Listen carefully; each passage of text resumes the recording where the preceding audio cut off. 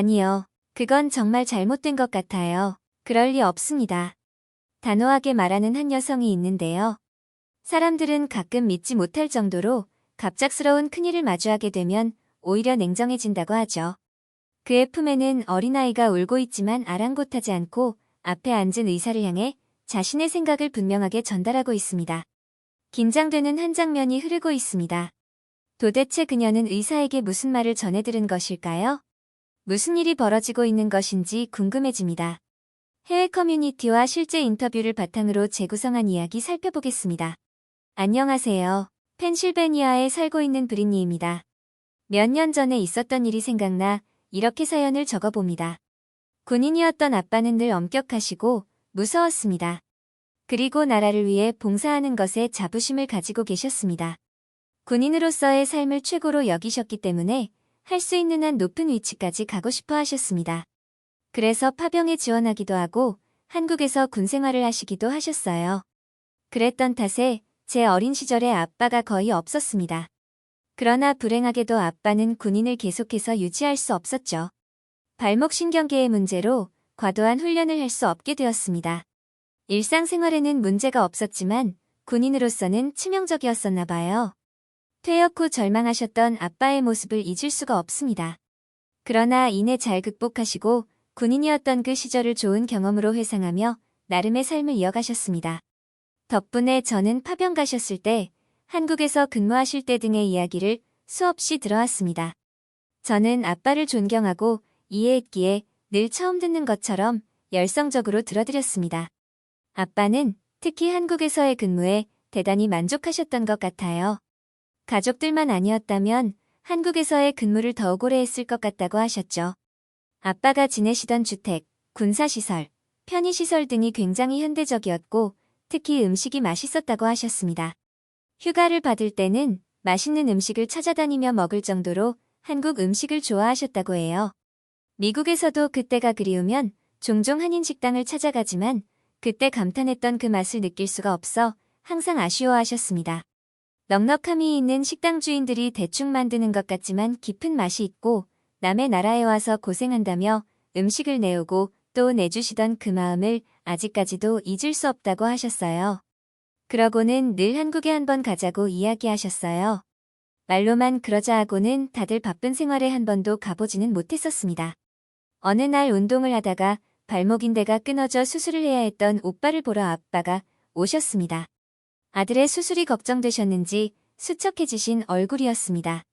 오빠는 수술이 끝나면 오지, 무슨 큰 수술도 아닌데 벌써 오셔서 걱정을 하시냐며 투덜거렸지만 그래도 수술을 앞두고 아빠가 계신 것에 큰 힘이 된 듯했습니다. 오빠가 수술을 끝마치길 기다리시는 동안 초조하셨는지 본인도 요즘 기침이 심해 진료를 받아보겠다고 하셨죠. 외래 접수를 하신 후 진료를 받으신 아빠는 예약을 미리 하지 않았던 탓에 다른 검사는 받지 못했다고 하셨어요. 저는 아빠 무슨 기침하는데 검사까지 받아 물어보니 의사 선생님이 아빠의 이야기를 듣더니 기침이 오래된 것 같다 검사를 하자고 하셨다는 거였습니다. 평소 군인 출신답게 워낙 건강관리와 체력관리를 잘해오시던 분이라 별 걱정도 생각도 없었습니다. 오빠가 회복 단계에 이르렀을 때 아빠와 저는 병원에 다시 한번 찾았고 아빠는 예약된 검사와 진료를 받으셨습니다. 검사 결과가 나올 때까지도 우리는 별 생각이 없었습니다. 검사 결과를 들으러 가서는 의사 선생님이 보호자를 먼저 부르시더군요. 그 순간 뭐하러 그러지? 라며 제 머릿속에는 수많은 물음표가 떴고 왜인지 모르지만 가슴이 두근거렸습니다. 이제 막 10개월이 된 딸아이가 엄마의 심장 소리를 느꼈는지 아이도 멈칫하던 그 느낌을 잊을 수가 없습니다. 의사는 직접적이고 냉철해 보였습니다. 전후 아무 설명이 없으셨죠. 왜 이제 오셨습니까? 가 첫마디였습니다. 자신의 소견으로는 폐암이 상당히 진행되고 있다는 것 같다는 것이었습니다. 검사 결과와 소견서를 가지고 당장 큰 병원에 가야 한다고 했죠. 지역 병원이었어서 암을 치료할 수 없다는 것이었습니다.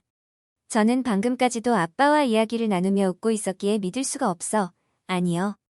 그건 정말 잘못된 것 같아요. 그럴 리 없습니다. 라고 단호하게 말씀드렸습니다. 의사는 보호자의 당연한 반응이라는 듯 자기 선에서는 더 할 말이 없다고 했습니다. 지금 생각해보면 보호자의 놀람에 조금 더 공감해 주었으면 제가 마음을 추스르는데 도움이 되지 않았을까 아쉬웠습니다. 대형 병원에서도 아빠는 폐암이라고 하셨고 길면 6개월이라며 얼마 남지 않은 것 같다고 이야기했죠. 정말 사실이 아니길 바라고 또 바랐습니다. 군인이셨기 때문에 평소 건강관리 체력관리에 더 신경을 쓰셨던 아빠라 거짓말 같았습니다. 평생 담배 한 번 피지 않으셨는데 정말 믿을 수가 없었어요. 그래도 건강해질 수 있다는 희망을 담아 우리 가족은 아빠의 치료를 위해 노력했습니다. 그러나 우리의 바람과는 달랐습니다. 하루가 다르게 병의 진행은 빨랐고 실시간으로 쇠약해지는 아빠를 봐야 했습니다. 아빠도 무언가를 직감하셨는지 치료를 포기하셨습니다. 더 이상 힘든 치료를 하지 않고 마음 편하게 마지막을 준비하고 싶으시다고 하셨어요. 우리는 절대 안 된다며 치료를 계속해야 한다고 아빠를 설득했습니다. 그러던 어느 날 아빠는 자신이 가장 찬란하게 빛나고 위대하다고 느꼈던 한국에서의 근무 시절이 그립다는 이야기를 하셨습니다. 죽기 전에 한국에 한번 가보고 싶다고 하셨어요. 가족들은 이 몸을 해서 말도 안 된다고 말렸지만 아빠가 어떤 마음인지 충분히 이해가 갔습니다. 그렇게나 함께 한번 가자고 하셨었는데 여태 가보지 못했던 게 너무 후회스러웠습니다. 담당 의사는 절대 안 될 일 같다고 하셨지만 아빠의 컨디션이 혹시라도 조금 좋아지면 가보자고 이야기하셨죠. 관계를 맺고 있는 한국 병원이 있으니 미리 환자의 상태에 대해 공유해 놓겠다고 말했습니다. 그러나 그런 일이 절대 가능하지 않았습니다. 날이 갈수록 몸은 안 좋아지셨습니다.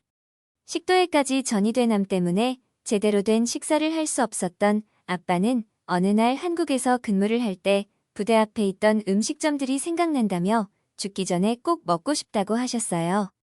하필 죽기 전에 먹고 싶은 음식이 한국 음식이라니 아무것도 해드릴 수 없어 저는 하염없이 눈물을 흘릴 수밖에 없었죠. 가끔 가던 한식당의 음식이라도 사다 드릴까 했지만 아빠는 그건 아니라고 했습니다. 몸이 아프니 마음까지 허해지셨는지 기력이 없는 와중에도 한국에서의 옛 추억을 이야기하셨습니다. 제가 할 수 있는 일은 아빠, 그런 일도 있었어? 우리 아빠 진짜 멋졌겠다 라고 반응해드리는 일뿐이었습니다. 하루는 또 입안이 텁텁하다며 시원한 냉면 한 그릇 먹으면 소원이 없겠다고 하셨죠. 흔하지도 않은 냉면을 어디서 구할 수 있을까 고민하고 있었습니다. 아파서 아무것도 드시지도 못하는 아빠가 한국 음식을 드시고 싶어하니 난감하기도 하고 아무것도 할 수 없는 저를 원망하는 고민글을 커뮤니티에 올리게 되었죠. 그냥 위로받고 싶었을 뿐이었습니다. 그런데 어떤 분이 쪽지를 보내셨습니다. 자신도 지난해 아빠가 돌아가셔서 힘이 들었고 제 마음이 너무나 공감이 가서 슬펐다는 내용이었습니다.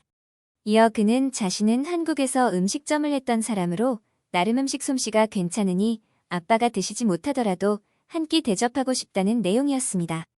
그러면 자신도 아빠를 허망하게 보내드렸던 마음에 위로가 될 것 같다고 하셨죠. 너무 미안하고 감사했지만 저는 기꺼이 그 마음을 받아들였습니다. 다행히 인근에 살고 있던 그녀는 정성스레 한 끼 식사를 준비해왔습니다. 한국의 흔한 집밥이라며 아빠가 드시고 싶던 음식은 아닐 테지만 그때 그 마음이라도 느껴보시라고 하셨어요. 면과 육수, 얼음까지 따로 준비해온 아빠가 그토록 바라던 냉면이라는 것도 있었죠. 하지만 아빠는 이런 것들을 드실 수 있는 상태는 아니었습니다. 조금 쉬시고는 다 불어터진 냉면을 한 숟가락 드셨죠. 겨우 국물만 한 입 맛을 보실 수 있었습니다. 분명 맛이 같지는 않았을 텐데 아빠는 이것만으로도 소원을 이룬 것 같다며 행복해하셨죠. 정말 그분이 너무 감사하고 위로가 되었습니다. 그분은 아빠가 또 원하시면 언제든 달려오겠다고 하셨습니다. 돌아가신 아빠를 만난 것 같아 자기도 위안이 되었다는 것이었죠. 6개월을 예상했던 아빠는 6개월을 다 채우지도 못하고 5개월 만에 우리 곁을 떠나셨습니다. 뭘 드시지도 못하고 고통스러워만 하셨기 때문에 마지막 순간 눈을 감은 아빠의 모습은 그 어느 때보다 편해 보였습니다. 1년쯤 시간을 되돌릴 수 있다면 얼마나 좋을까 목 놓아 울어봤지만 이제 소용없는 일이었습니다. 아빠를 보내드리고 그분께도 연락을 드렸어요. 덕분에 아빠의 소원을 이뤄드린 것 같아 정말 감사하다고 전했습니다. 그 후 그녀는 아빠가 돌아가신 날짜쯤 저희에게 따뜻한 밥 한 끼를 대접해 주셨습니다. 그러지 않아도 된다고 했지만 자기 마음이 좋으려고 하는 일이니 받아달라고 하셨어요. 한국에서는 제사라는 것을 지내 제사상에 고인이 살아생전 좋아했던 음식을 올리기도 한다고 하더군요. 나름의 방식으로 아빠에 대한 추모를 하겠지만 자기가 해준 식사 한 끼 먹으며 아빠를 기억해도 좋을 것 같다고 했습니다. 그래서 우리는 매년 아빠를 추모하는 날에 아빠가 마지막으로 맛을 봤던 그 냉면과 그분의 정성어린 식사를 먹고 있습니다. 이제 그만 잊으셔도 된다고 말씀드리지만 잊지도 않고 챙겨주시는 마음이 늘 감사했습니다. 뭔가 보답할 길이 없어 미안하기만 했어요. 그러면 그는 살다 보면 분명 있는 날도 있을 거고 내가 좋아서 하는 일이니 괜찮다고 말씀하셨습니다. 어떻게 이렇게 따뜻한 분이 있을까요? 덕분에 우리는 더 따뜻한 마음으로 아빠를 기억할 수 있게 되었습니다. 정말 고맙습니다. 브린니의 이야기 어떠셨나요? 소중한 가족을 떠나보내는 아픔은 경험해본 사람만이 알 수 있다고 하는데요. 서로의 아픔을 어루만져주며 특별한 인연이 되었네요. 한국인과 특별한 인연이 있는 외국인들의 따뜻하고 감동적인 사연을 소개해드리고 있습니다. 재미있는 사연 제보해주시면 감사하겠습니다. 별별이슈였습니다. 영상을 끝까지 시청해주셔서 감사합니다. 구독과 좋아요는 영상 제작에 큰 힘이 됩니다.